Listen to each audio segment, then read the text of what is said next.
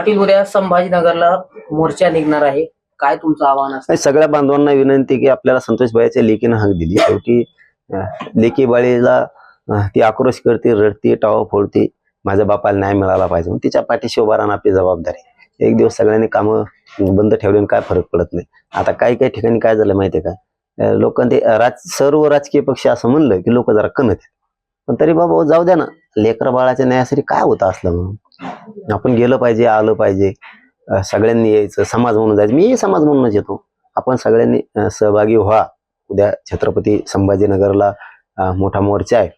आपल्या मराठवाड्याची राजधानी आहे आणि राजधानीवरती तो मोर्चा होतोय.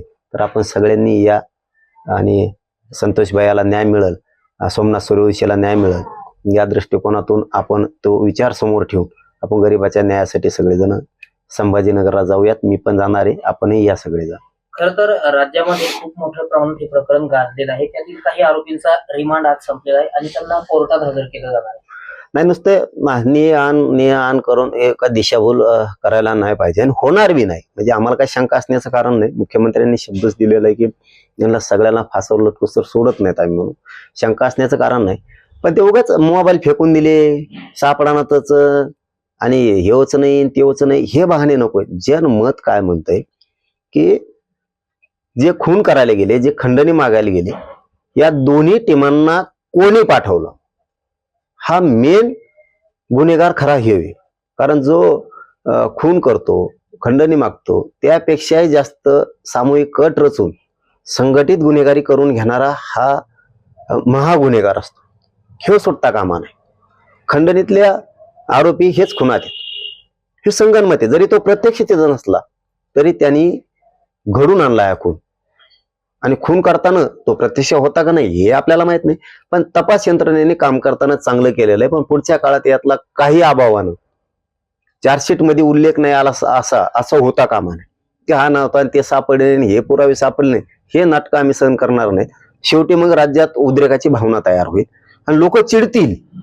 त्यामुळे आज मुख्यमंत्री फडणवीस साहेबांमुळे मराठा शांत आहे. त्यामुळं यातला एकही आरोपी कोणताही सुटता कामा नये. ही खूप मोठे रॅकेट आहे, खूप मोठी साखळी आहे. यांना सांभाळणारे राहिले धरायचे, आणखी लय प्रकार राहिलेत. यांनी आता तर ती प्रॉपर्टी इतकी आहे, त्या सरमाडची का कोणाची काय आडनाव होते, सरमाड का करमाड, ते त्याची एवढी प्रॉपर्टी, एवढी त्याला काय करायचं इतके, एवढी प्रॉपर्टी त्याची नाहीची. ती 100% सांगतो मी, ही प्रॉपर्टी दुसऱ्याचीच. कारण हा माणूस कधीच पिक्चर मध्ये दिसला नाही, कधी चॅनलवर नाही, कधी मोठ्या इव्हेंट मध्ये नाही, राजकीय नाही, सामाजिक नाही, कुठल्याच नाही. आणि या काय की एवढी प्रॉपर्टी कुठून आली? ही कोणाची तरी पडद्या मागून याला काम करणारा दुसरा आहे, त्याने याच्या नावावर ठुली. मेला तर तू मर, नावावर तो आहे, राहिला तर मही, नाही तर मग गेला तू बी. याच्या मागं कुणीतरी. एवढी प्रॉपर्टी इतक्या माणसाची असू शकत नाही. ही एखाद्या सरकारमधल्या मंत्र्याची म्हणा, कोणाची तरी ही प्रॉपर्टी आहे आणि ही गोरगरिबाच्या नावावर केली. गोरगरिबाला मी जाहीरपणानं आव्हान करतो की बाबा हो, ज्यांच्या नावावर यांची प्रॉपर्टी असेल, आता यांजवळ पैसा, मग आता हे उद्याच्याला चौकशा लागल्यावर विचारणार आहेत तर पैसे कुठून आणले, ही जमीन कुठं घेतली. तर त्या टायमाला ती जमीन त्यांच्या नावावर नाही तर ती यांनी, हे एवढे चावट लोक आहेत की पैशाने जमिनी घेतल्या, प्लॉट घेतले, बंगले घेतले आणि दुसऱ्याच नावावर घेतले, पाहुण्या रावळ्याच्या कुणाच्या. आणि ते उद्या चौकस लावलं ते पाहुणं गुतलं राहिलं. त्याच्यामुळे माझी एक विनंती आहे महाराष्ट्रातल्या गोरगरिबांना, ज्यांच्या नावावर यांची प्रॉपर्टी असेल त्यांनी त्याच्याकडे जा आणि त्याला माहिती तुला लिहून घे. कारण हे सुखी संसार चाललाय तुमचा, तुम्ही मध्ये जाताना बरं का, मी इमानदारीनं सांगतो तुम्हाला, पुऱ्या प्रॉपर्टीची यांची चौकशी होणार आहे. त्यावेळेस जर यांनी एखाद्या गरीब पाहुण्याच्या, मित्राच्या, कोणाच्या जर नावावर कुठं प्लॉट, बंगला, जमीन, फ्लॅट असं काही जर केलेलं असेल, कुठं कंपनी, एखादी कारखाना, दारूचे दुकानं, कुठं हॉटेल मोठमोठ्याले, असं जर एखाद्या गरीबाच्या नावावर जर केलेलं असेल तर उद्या हे जा तुमच्याकडे येणारे, तुमचा सुखी संसार चाललाय, तुमचं माणसं जेलमध्ये जातील. प्रॉपर्टी दुसऱ्याची पण नावावर तुमच्या आहे. ती प्रॉपर्टी ज्याची त्याच्या नावावर करून द्या. तिकडे काय लोक चाललेत जणून, हे तुपलं गाबाळे धराय दादा, आम्हाला नाही जायचं जेलमध्ये. आणि ज्यांच्या नावावर आहे त्यांच्या घरच्या ताईंना सांगतो, तुमचा संसार सुखी आहे.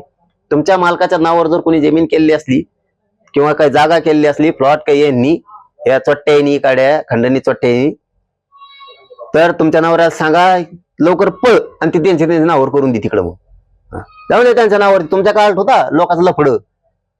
सरळ बोला, खरं बोल नाही तुम्हाला जेल भोगावं लागेल. तुम्हाला सुद्धा एक म्हणजे सावध करायला. राज्यामध्ये संतोष देशमुख यांच्या हत्येचं केवळ आणि केवळ फक्त कारण पुढे केलं जातंय. मात्र हे जे मोर्चे काढले जात आहेत ते कोपर्डी 2 सारखी घटना घडावी असं लक्ष्मण हाके यांनी गंभीर आरोप केलाय. ते जाऊ तिकडे तेच. चला पुढं. जरांगे पाटलांच्या मागण्या पूर्ण बेकायदेशीर आहे असं सुद्धा हाके म्हणतात. हे जाऊन तिकडे. चला पुढं.